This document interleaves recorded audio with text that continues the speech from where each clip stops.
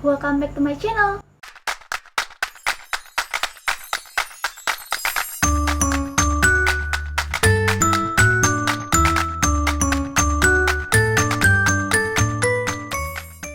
Video kali ini bakal beda dari biasanya, karena aku nggak bakal bahas makanan, bahas makeup, ataupun skincare. Nah, buat kalian anak-anak SMA yang baru lulus, terus bingung mau ngambil jurusan ilmu hukum atau enggak, kalian udah paling tepat nonton video ini. Karena di sini aku bakal jelasin seputar kuliah di jurusan ilmu hukum. Tujuan terbesarku bikin video ini adalah karena berkaca dari pengalaman, baik pengalamanku ataupun orang-orang di sekitarku pas aku kuliah gitu. Banyak orang yang aku kenal di pertengahan kuliah mereka nyerah gitu, berhenti kuliah. Terus ada juga yang dari fakultas lain, dari jurusan lain gitu, tiba-tiba pertengahan kuliah masuk ke fakultas aku gitu. Jadi aku sendiri berharap kalian yang nonton video ini nantinya tidak mengalami hal yang serupa seperti itu. Oke, sebelum mulai kalian jangan lupa buat subscribe dan tekan lonceng supaya kalian gak ketinggalan video aku selanjutnya. Nah, untuk pembahasan yang pertama nih, kira-kira untuk masuk kuliah jurusan ilmu hukum harus anak IPS apa enggak ya? Anak IPA boleh enggak ya masuk kuliah jurusan ilmu hukum gitu? Jawabannya, mau IPA, mau IPS, kalian bisa masuk kuliah jurusan ilmu hukum. Yang penting kalian udah lulus SMA ya. Karena dulunya juga aku sendiri anak IPA. Jadi buat kalian anak-anak IPA yang masih bingung, anak IPA boleh nggak ya masuk kuliah jurusan ilmu hukum? Jawabannya boleh. Oke, lanjut. Kadang kan sebagian orang tuh dengar kata hukum aja udah takut duluan. Jadi niat untuk ngambil jurusan ilmu hukum tuh diurungkan gitu. Aku mau ngasih tahu kalian tenang aja, karena aku sendiri pas baru masuk tuh emang nggak tahu tentang hukum juga.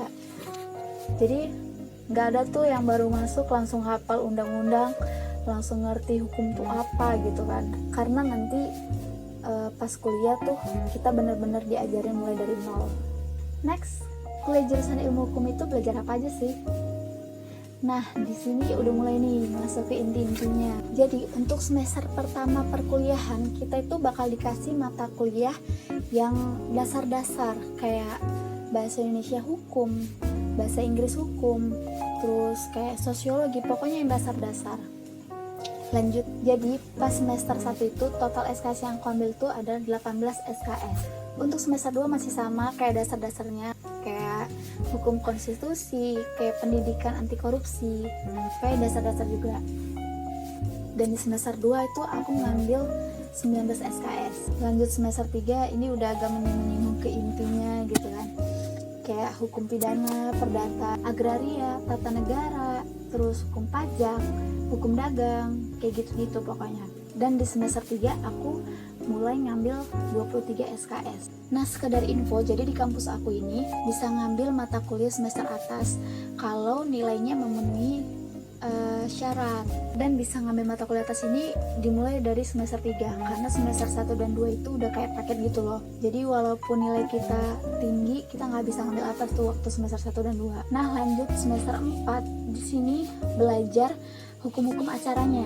Jadi kayak hukum acara pidana, hukum acara perdata, kayak gitu. Dan di semester 4 ini aku ngambil 24 SKS. Kayak tadi aku juga ngambil semester atas. Bicara soal pengambilan mata kuliah semester atas, ini juga menentukan cepat atau lambatnya kalian lulus. Karena kan semakin kita ngambil mata kuliah yang atas, semakin habis dong SKS-nya. Jadi semakin cepat kita lulus gitu.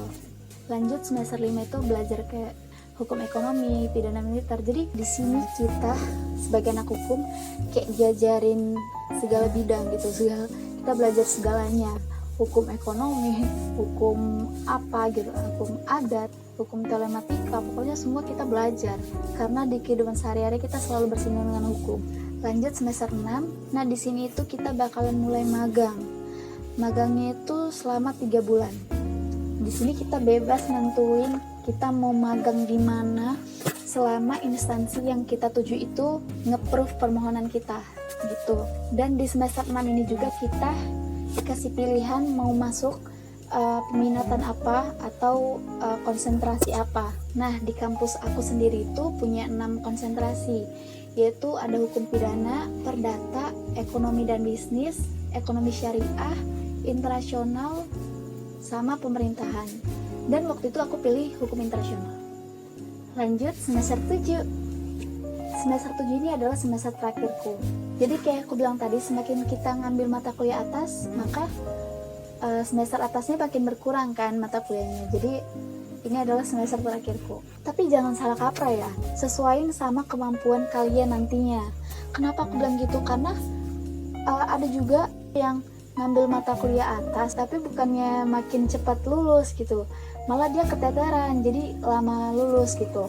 Nah, jadi di semester 7 ini adalah semester paling seru. Kenapa aku bilang seru? Karena di semester ini ada mata kuliah yang namanya PLKH, yaitu Pendidikan dan Latihan Kemahiran Hukum. Nah, di mata kuliah PLKH ini, mahasiswa akan mempraktekkan simulasi persidangan. Jadi bener-bener kayak lagi sidang di pengadilan gitu. Dulu aku dapat peran jadi pengacara, terus jadi hakim tuh, terus ada juga yang jadi jaksa penuntut umum. Kedengarannya seru kan? Jadi tugas akhir dari mata kuliah PLK ini yaitu ditutup dengan tugas pemberkasan, mulai dari pembuatan surat kuasa, gugatan, jawaban gugatan, replik duplik, sampai putusan.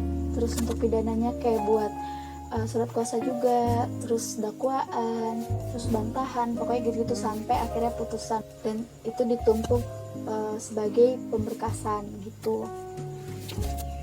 Nah, untuk pembahasannya terakhir ini adalah jurusan ilmu hukum nantinya akan dapat gelar apa ya? Seperti yang udah kalian tahu, lulusan ilmu hukum itu bakal dapat gelar sarjana hukum atau disingkat dengan SH. Jadi mau kalian dari konsentrasi pidana, perdata, atau internasional atau yang lainnya, kalian tetap bakal menyandang gelar sarjana hukum saja gitu. Nggak ada penggolongan kayak sarjana hukum pidana, perdata, nggak ada. Jadi semuanya bakal mendapat gelar SH. Buat kalian yang nantinya bakal jadi sarjana hukum, kalian bakal dianggap mengetahui segala hal tentang hukum oleh orang-orang luar. Jadi jangan sampai kalian ketika sudah lulus terus tiba-tiba ada orang yang nanya, atau kadang kan ketika udah lulus ada aja gitu orang yang nanya tentang masalah hukum gitu, terus tiba-tiba dia nanya ke kalian tentang misalnya hukum perdata, padahal kalian anak hukum pidana gitu kan. Nggak mungkin kalian bilang, sorry ya aku nggak tahu, aku dulu anak pidana gitu, nggak mungkin. Jadi sebagai sarjana hukum kalian harus menguasai segalanya, karena nantinya kita nggak akan tahu kita bakal nanganin masalah tentang apa. Jadi usahain kalian benar-benar belajar pas waktu kuliah. Terus kalau udah lulus juga jangan berhenti belajar, jangan berhenti membaca, karena kayak aku bilang tadi, kita nggak akan tahu kita bakal ketemu masalah seperti apa. Nah, jadi setelah nonton ini kalian gimana? Udah bisa nentuin mau masuk kuliah jurusan ilmu hukum apa enggak nih? Kalian bisa komen di bawah pilihan kalian gimana dan alasannya apa. Oke, jadi sekian dulu videoku kali ini. Makasih buat teman-teman yang udah nonton sampai habis video ini. Semoga video ini bermanfaat buat teman-teman semuanya. Dan kalau menurut kalian video ini bermanfaat, kalian bisa share ke teman-teman kalian ya. See you on the next my video guys.